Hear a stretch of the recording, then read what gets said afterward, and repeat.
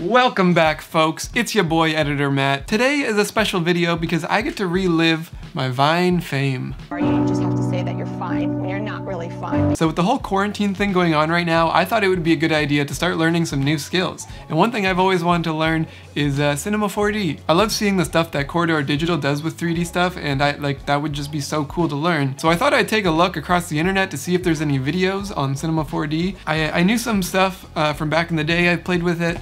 But I wanted a good tutorial series that I could watch. So I looked around and I thought I'd check out Skillshare. I mean, I've seen a million ads for Skillshare. They had a 2-month trial, so there was really nothing to lose. So I signed up and thought I'd try out one of the video series. So I typed in Cinema 4D, scrolled through a few of them, and I found one called Making 3D Looping Animations. You know those videos on Instagram you see where they're like super satisfying 3D animations? It was a tutorial series on how to make one of those. So I was like, okay, cool, I'll check that out. So I followed along, got all the way through the tutorial. I was on like the 14th episode. I've done all the animating, the modeling, everything was looking good.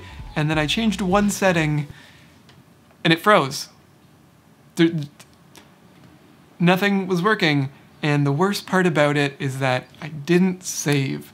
I just dove right into the tutorial, wasn't even paying attention, I didn't save. And this Cinema 4D by default doesn't have any like auto saving, so it was just an untitled project gone. I think I spent like 5 hours watching these tutorials and like tweaking my own video, gone. So I was like, screw it, I'm just gonna take what I learned and make my own thing. And that's how this video happened. I wanted to keep it really simple, just see what I could do. Didn't want to get too complicated. Posted that on my Instagram story, I posted it on TikTok.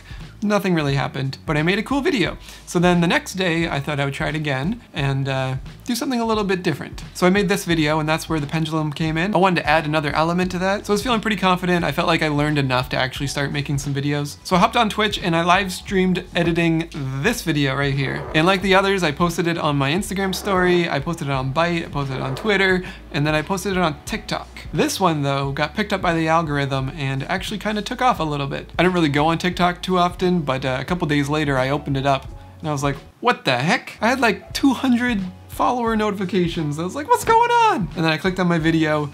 I think it had like 200,000 views at the time, which is pretty insane. It actually reminded me a lot of the Vine days, which was kind of cool. So I didn't do this intentionally, but I realized I made the video like a second long. Most people would watch this three or 5 times because you have to see the loop, that's the video. So I think what happened was my short loops, every loop was being counted as a view, and I think that gave the video sort of like a positive algorithm rating, and then it kept getting fed back into the algorithm because it kept saying that people were watching this video multiple times. So in a way, I think I unintentionally kind of hacked the algorithm there. But that being said, my other 2 videos didn't do as well, and this one I really tried to take it up a notch by adding the glass spinning thing and the half pipe. So looking at the video now, it's been up for a few weeks. It has 565.6 thousand views, so a little over 500,000. But the interesting thing to note here is that the likes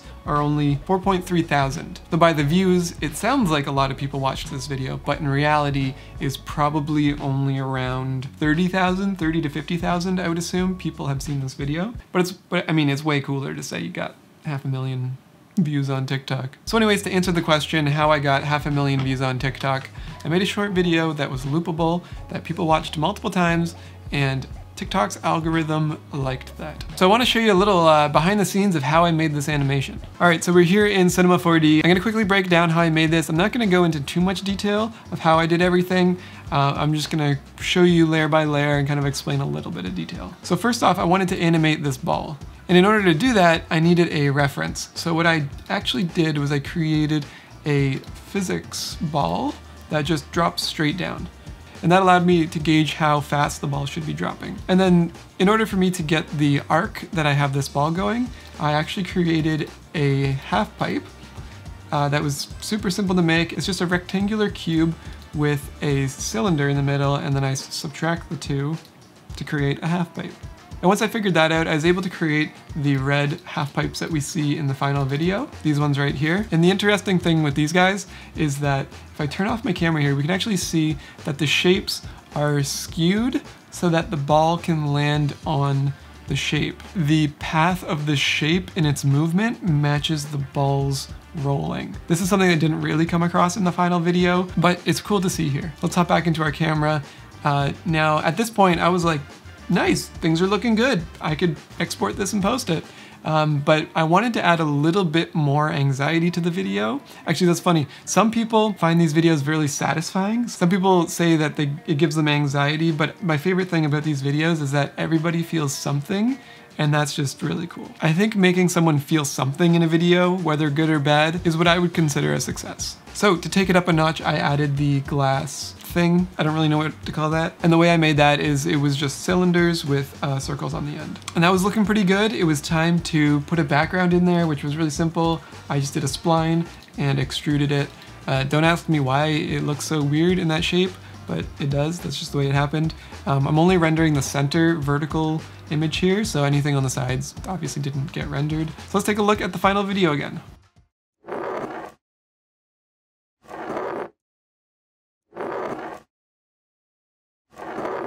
And that's essentially it. I hope that was entertaining. If you want to see more of a in-depth tutorial or behind the scenes, let me know in the comments down below if that's something you're interested in.